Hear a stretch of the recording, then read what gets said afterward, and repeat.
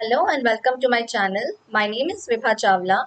On this channel of mine, I will be uploading videos related to English language specifically for competitive exams like SSC, banking and other state level examinations. So, if you are preparing for any government job, you have landed at the right place. This is brief introduction about me. You can pause and read it if you want to. Let's start with today's topic, which is subject verb agreement. इस topic को हम 3 parts में cover करेंगे. This is part 1. So let's start. This is brief introduction of this topic. Subject verb agreement basically है क्या? देखो नाम से क्लियर हो रहा है, subject verb agreement. It means subject and verb के बीच में एग्रीमेंट, सब्जेक्ट और वर्ब के बीच में समझौता. सब्जेक्ट और वर्ब जो होते हैं they both should agree with each other. Simple language में बात करते हैं. If your subject is singular, अगर आपके सेंटेंस में सब्जेक्ट कैसा है सिंगुलर, तो वर्ब भी कैसी आएगी सिंगुलर. अगर आपका सब्जेक्ट कैसा है प्लूरल, तो वर्ब भी कैसी यूज होगी प्लूरल. ये तो बिल्कुल सिंपल सी चीज है, सभी को पता होगा. One thing firstly I want to make it clear to all of you. बहुत से लोगों को नाउन और वर्ब में कंफ्यूजन होता है. वो कंफ्यूजन क्या है? नाउन में तो जब हम एस या ई एस ऐड करते हैं वो कैसा हो जाता है प्लूरल. हमने सुना है बॉय बॉयज, गर्ल गर्ल्स, है ना. जब भी एस या ई एस लग जाए वो प्लूरल बन जाता है. बट वर्ब के केस में ऐसा नहीं होता है. ध्यान देंगे इस बात को, it is very important. Verb के केस में अगर आपका एस या ई एस लग जाए तो वो कैसी होती है singular, not plural. Clear? Likes हमारी कैसी वर्ब है सिंगुलर, लाइक कैसी वर्ब है प्लूरल. राइट? तो हमने क्या देखा यहाँ पर? सब्जेक्ट सिंगुलर तो वर्ब सिंगुलर, सब्जेक्ट प्लूरल तो वर्ब प्लूरल. अब हमारे फर्स्ट सेंटेंस में देखो, शी लाइक्स सिंगिंग. शी कैसा सब्जेक्ट है सिंगुलर, तो वर्ब भी कैसी आनी चाहिए singular, which is likes. They कैसा सब्जेक्ट है प्लूरल, तो वर्ब भी कैसी आनी चाहिए plural, which is like. I hope it is clear to all of you now. ये तो था brief introduction, but this topic has more to take. इसमें और भी कुछ चीजें हैं, कुछ रूल्स हैं बहुत इंपॉर्टेंट, जिन पे बेस्ड आपके क्वेश्चंस एग्जाम में आते हैं. एग्जाम में क्वेश्चंस आपके इन्हीं रूल्स में से आएंगे. अगर आपने ये रूल्स पढ़ रखे हैं तब तो हो जाएगा, है ना. अगर आपने ये रूल्स नहीं पढ़ रखे हैं तो स्टूडेंट्स जो है वो मोस्टली इन क्वेश्चंस में गलती करते ही हैं. So let's start with the rule number 1. Rule number 1 क्या कहता है हमारा? Whenever we have two subjects in our sentence, कभी भी हमारे सेंटेंस में दो सब्जेक्ट्स हो, subject number 1 and subject number 2, connected with these words, any of these words, with, along with, together with, as well as, in addition to, besides, except, like, unlike and not, इनमें से कुछ भी word हो, तो verb जो आती है, verb किसके अकॉर्डिंग आएगी? According to the first subject. Clear? Example देखते हैं इसका और क्लियर हो जाएगा. फर्स्ट एग्जाम्पल है हमारे पास, the PM along with his cabinet ministers have signed the deal. अब देखो, जिसने भी ये रूल नहीं पढ़ रखा होगा वो तो क्या करेगा, वो एग्जाम में ये सेंटेंस पढ़ेगा, मान लीजिए एरर डिटेक्शन में आया, ठीक है, तो वो देखेगा यहाँ पर क्या लिखा है, कैबिनेट मिनिस्टर्स. वो सोचेगा ये तो प्लूरल है, वर्ब कैसी आएगी प्लूरल, और कह देगा ये सेंटेंस सही है, but it is actually wrong. Why? Because see यहाँ पर क्या है, दो सब्जेक्ट्स हैं हमारे पास, one is the PM, another one is his cabinet ministers. ठीक है, और कनेक्ट किससे है ये? along with. तो अभी अभी हमने रूल पढ़ा है, दो सब्जेक्ट्स हो, इनमें से किसी भी वर्ड से कनेक्टेड हो, वर्ब आती है फर्स्ट सब्जेक्ट के अकॉर्डिंग. ठीक है, फर्स्ट सब्जेक्ट क्या है हमारा? The PM, which is singular, तो वर्ब क्या आएगी? हैव नहीं हैज. ये सेंटेंस आपका क्या हो जाएगा? Clear. The PM along with his cabinet ministers has signed the deal. Clear? कुछ और एग्जाम्पल्स देखते हैं और क्लियर हो जाएगा अच्छे से। नेक्स्ट एग्जाम्पल है हमारे पास, the teacher as well as the students are happy. अब जिसने रूल नहीं पढ़ा वो तो क्या देखेगा, स्टूडेंट्स है, प्लूरल है, तो are is correct, but it is incorrect. Why? See, first subject the teacher, second subject है हमारे पास द स्टूडेंट्स, कनेक्ट किससे हैं ये, एज वेल एज, ठीक है। When two subjects are connected with as well as, verb किसके according आएगी, फर्स्ट सब्जेक्ट के अकॉर्डिंग। वो क्या है हमारे पास, the teacher which is singular, तो वर्ब आएगी is and not are. Second वाला सेंटेंस आपका करेक्ट हो जाएगा। क्लियर? नेक्स्ट सेंटेंस है हमारे पास, Lord Rama, accompanied by his wife and his brother, were sent to exile.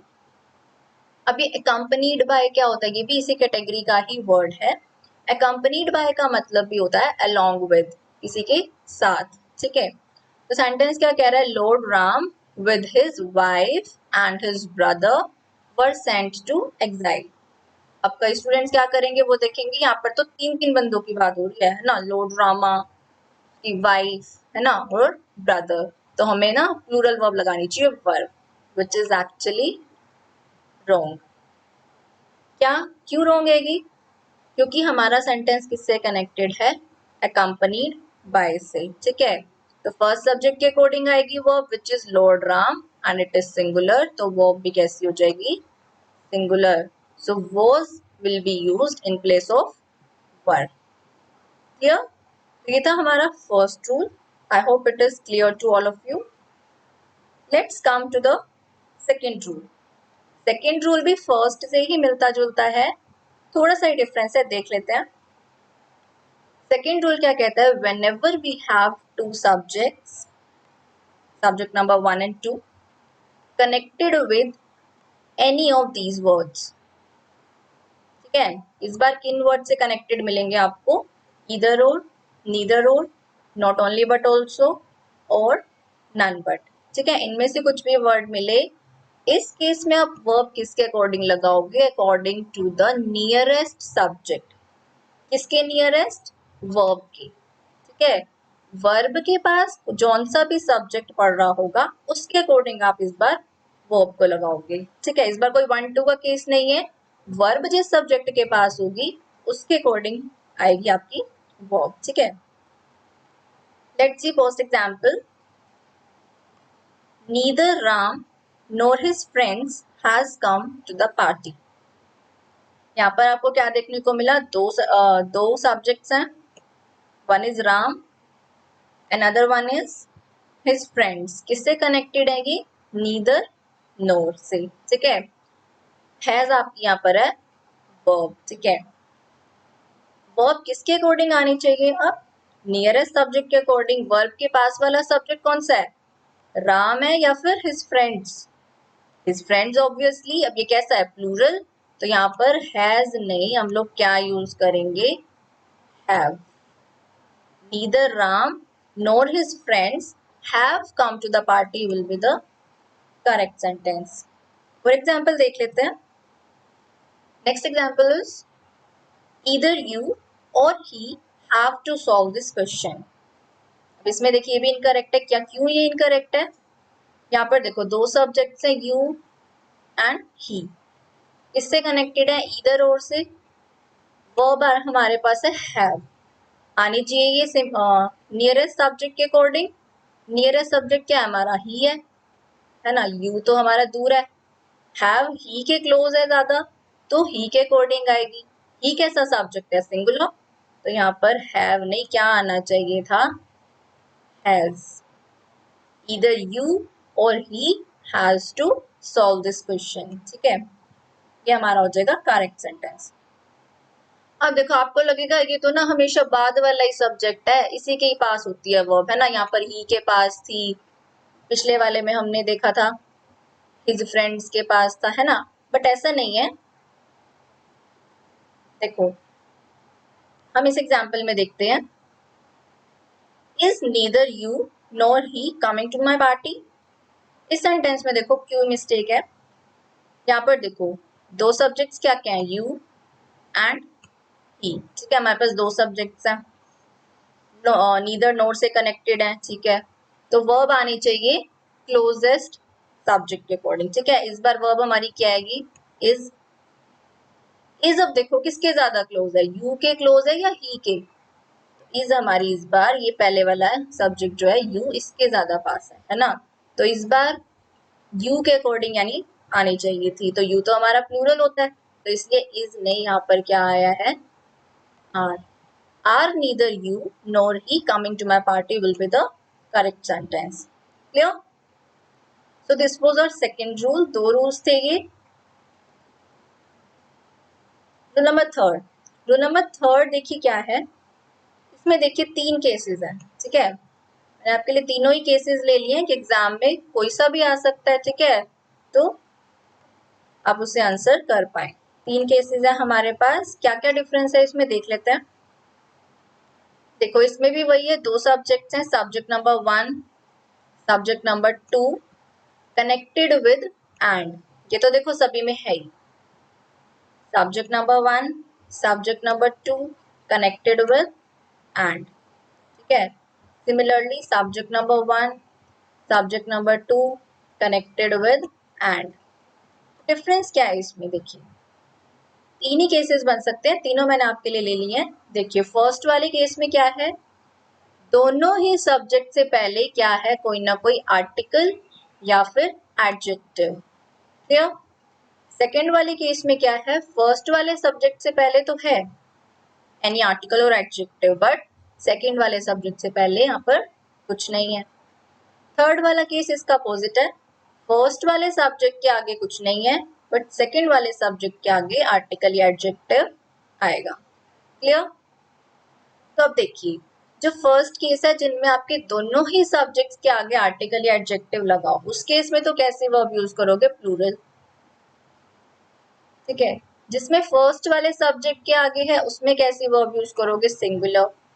जिसमें सेकंड वाले सब्जेक्ट के आगे उसमें कैसी वर्ब यूज करोगे, अगेन प्लूरल। क्लियर? ये रूल आपको याद रखना है। एग्जाम्पल्स देख लेते हैं और अच्छे से क्लियर हो जाएगा। फर्स्ट एग्जाम्पल हमारे पास है, the writer and the director has come to the party. See, दो सब्जेक्ट्स हैं, राइटर और डायरेक्टर, एंड से भी कनेक्टेड है। ठीक है, फुलफिल हो रही है कंडीशन, दो सब्जेक्ट्स हैं, एंड से कनेक्टेड है। अब देखना है हमें कि किन किन से पहले आर्टिकल या एडजेक्टिव लगा है। ठीक है, तो देखिए राइटर से पहले है द आर्टिकल। ठीक है, डायरेक्टर से पहले भी है, यानी ये कौन से वाला केस हो गया, फर्स्ट वाला, जहां पर दोनों ही सब्जेक्ट से पहले क्या लगे थे, आर्टिकल। तो वो अब कैसी आएगी, प्लूरल। तो यहाँ पर हैज नहीं, क्या होना चाहिए था, have. The writer and the director have come to the party. इसका क्या मतलब है, दोनों के आगे आर्टिकल लगने का मतलब है राइटर अलग पर्सन है, डायरेक्टर अलग पर्सन है। ठीक है, they both are two different persons, इसलिए वो अब कैसी आई, प्लूरल। क्लियर? नेक्स्ट एग्जांपल देखते हैं। इसमें देखिए वही केस है, राइटर और डायरेक्टर एंड से भी कनेक्टेड है। ठीक है, लेकिन इस बार आर्टिकल जो है सिर्फ फर्स्ट सब्जेक्ट से पहले आया है। तो हमारा कौन से वाला केस हो गया, देख लेते हैं। सेकंड वाला, जिसमें हमारा आर्टिकल सिर्फ पहले सब्जेक्ट से पहले है, उस केस में वर्ब कैसी यूज होगी, सिंगुलर। तो यहाँ पर हमारे पास क्या आएगा, हैव नहीं, हैज विल बी करेक्ट। इसका मतलब क्या है, द राइटर एंड डायरेक्टर का मतलब है कि दोनों ही पर्सन सेम है, एक ही पर्सन है हमारे पास जो राइटर भी है एज वेल एज डायरेक्टर भी है। क्लियर? तो जब दोनों से पहले आर्टिकल था तब तो कैसी वर्ब आई थी हमारी, प्लूरल। और जब फर्स्ट सब्जेक्ट से पहले है, जिसका मतलब है कि दोनों पर्सन सेम ही है, उस केस में कैसी आएगी, सिंगुलर। राइट? नेक्स्ट सेंटेंस देखते हैं। They and the captain has selected a new player. ठीक है, यहाँ पर देखिए एक सब्जेक्ट है हमारे पास दे, एक सब्जेक्ट है हमारे पास कैप्टन, एंड से कनेक्टेड है। ठीक है, इस बार हमारा आर्टिकल सिर्फ सेकंड वाले सब्जेक्ट से पहले है। ठीक है, तो उस केस में भी क्या था देख लेते हैं, ये हमारा थर्ड वाला केस बनेगा। कि article adjective subject number second से पहले है, उस केस में भी वर्ब अगेन हमें क्या यूज करनी है, प्लूरल। देखिए यहाँ पर हमने क्या लिख दिया, has which will be wrong, they and the captain, क्योंकि आर्टिकल सिर्फ सेकंड वाले सब्जेक्ट के पहले है इसीलिए वर्ब कैसे यूज करनी थी हमें, plural. So have here will be correct. They and the captain have selected a new player, right. तो ये तीनों ही केसेस बहुत इंपॉर्टेंट है, एग्जाम में आपको कोई भी केस मिल सकता है, इसलिए तीनों मैंने यहाँ पर बता दिए। क्लियर। नेक्स्ट रूल पर चलते हैं, that is rule number 4, very very important. ठीक है, इस पर आपके एरर्स बहुत ज्यादा आते हैं एग्जाम्स में। देख लेते हैं क्या कहता है ये रूल। ये रूल कहता है कि कभी भी आपको सब्जेक्ट में सेंटेंस में क्या लिखा मिले, वन ऑफ। ठीक है, आपका सब्जेक्ट हो वन ऑफ से स्टार्ट, उसके बाद आने वाला सब्जेक्ट आप कैसा यूज करोगे, प्लूरल, लेकिन वर्ब कैसे यूज करोगे, सिंगुलर। तो आप कहोगे ये क्या है, सब्जेक्ट प्लूरल वर्ब सिंगुलर, आपने तो कहा था है ना सब्जेक्ट प्लूरल हो तो वर्ब भी प्लूरल आती है, बट ये अलग अलग रूल्स है, मैंने आपको पहले भी बताया, इसमें कुछ इंपॉर्टेंट रूल्स हैं जिस पर आपके क्वेश्चन एग्जाम में आते हैं। क्यों ये रूल अलग हो गया, क्योंकि इससे पहले हमने क्या ऐड कर दिया, वन ऑफ। ठीक है, वन ऑफ आते ही सब्जेक्ट प्लूरल वर्ब सिंगुलर। क्यों होता है ऐसा मैं आपको बता देती हूँ। ऑफ, ये जो ऑफ वर्ड होता है ना, ऑफ एक प्रेपोजिशन है, आप सभी ने सुना होगा। ऑफ प्रेपोजिशन का काम होता है सिलेक्शन करना। ठीक है, अब आप खुद सोचो, सिलेक्शन जो है आप किसी एक चीज में से कुछ सेलेक्ट नहीं कर सकते, दो चीजें हो तो आप कर लोगे, तीन हो तो आप कर लोगे। मीन्स टू से you need minimum of 2 things to select anything, है ना। तुम्हें कम से कम दो चीजें तो चाहिए, तभी तो सेलेक्ट का मतलब ही क्या हुआ, एक में से तो कभी सेलेक्ट हो ही नहीं सकता, मिनिमम दो चाहिए। और दो या दो से ज्यादा को हम क्या कहते हैं, प्लूरल, राइट। इसीलिए यहाँ पर दो या दो से ज्यादा में से सिलेक्शन हो रहा है, और सिलेक्शन आप प्लूरल में से करोगे, इसलिए सब्जेक्ट कैसा है, प्लूरल। बट अब जब आपने एक चीज सेलेक्ट कर ली है, वन ऑफ, ठीक है, उन बहुत सब में से आपने एक चीज सेलेक्ट कर ली है, इसीलिए वर्ब कैसी आ रही है उस एक के according, singular. So I think it will be clear to now, है ना, क्यों ऐसा होता है कि वन ऑफ के बाद सब्जेक्ट प्लूरल और वर्ब आती है सिंगुलर। एग्जाम्पल देख लेते हैं। One of my colleagues, example हम लोग देख लेते हैं, या हमारे पास एग्जाम्पल है, one of my colleagues have bought a new car. ये हमारा सेंटेंस इनकरेक्ट है, व्हाई, सी सेंटेंस स्टार्ट हो रहा है हमारा वन ऑफ से, ठीक है, इसके बाद ये सब्जेक्ट आया कलीग्स, कैसा सब्जेक्ट आना चाहिए था according to the rule, plural, ये भी ठीक है, कोई मिस्टेक नहीं है। बट आगे ये जो वर्ब आई है, हैव, वर्ब हमारी कैसी आनी थी according to the rule, singular, कि मेरे बहुत सारे कलीग्स में से एक ने नई कार खरीदी। तो यहाँ तो बात तो एक ही की हो रही है, सिलेक्शन बहुत सारे कलीग्स में से हुआ इसलिए कलीग्स, पर बात तो एक की हो रही है ना, वन ऑफ माई कलीग्स, तो इसलिए उसके अकॉर्डिंग सब्जेक्ट क्या है, सॉरी वर्ब क्या आएगी हमारी, singular, which is has. One of my colleagues has bought a new car will be the correct sentence. I think this will be clear to you now.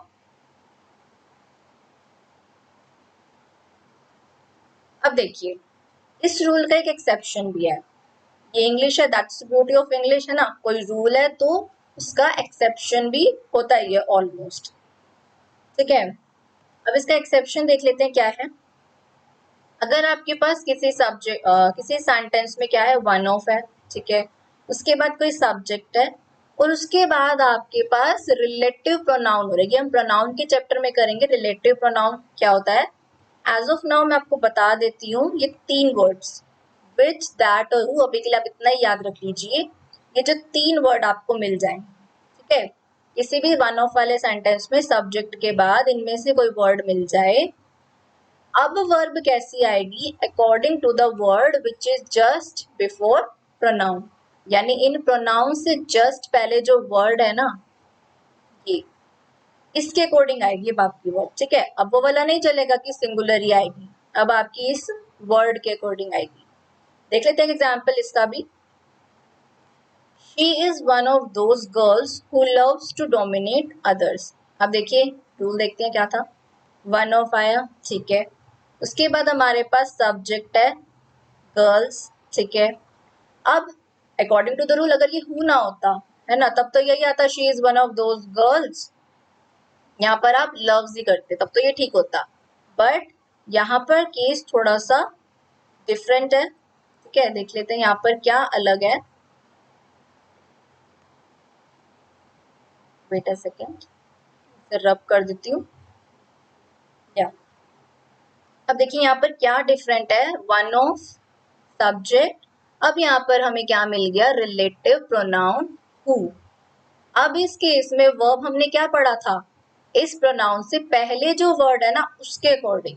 अब इस pronoun से पहले क्या वर्ड आया हमारे पास, गर्ल्स विच इज प्लूरल, तो verb भी हमारे पास कैसी आएगी, प्लूरल, यानी लव्स नहीं, क्या आएगा हमारे पास, लव, ठीक है। तो ये वाला सेंटेंस हमारा करेक्ट हो जाएगा, she is one of those girls who love to dominate others. Clear, rule clear है आप सभी को, ठीक है। ये रूल था वन ऑफ के बाद subject plural verb singular, but इसका एक एक्सेप्शन भी था, अगर आपको कोई रिलेटिव प्रोनाउन मिल जाता है तो आपकी जो वर्ब है वो किसके अकॉर्डिंग आएगी, इस प्रोनाउन से जस्ट पहले जो वर्ड आ रहा है उसके अकॉर्डिंग, ठीक है। सो this was it for today, आज के लिए इतने ही रूल्स। आगे के रूल्स हम नेक्स्ट क्लास में डिस्कस करेंगे, ठीक है। So hope to see you all in the next video where I will be discussing some more rules with you. So if you like this video, please don't forget to like, share and subscribe my channel. I will meet you all in the second video. Till then, keep learning, keep sharing.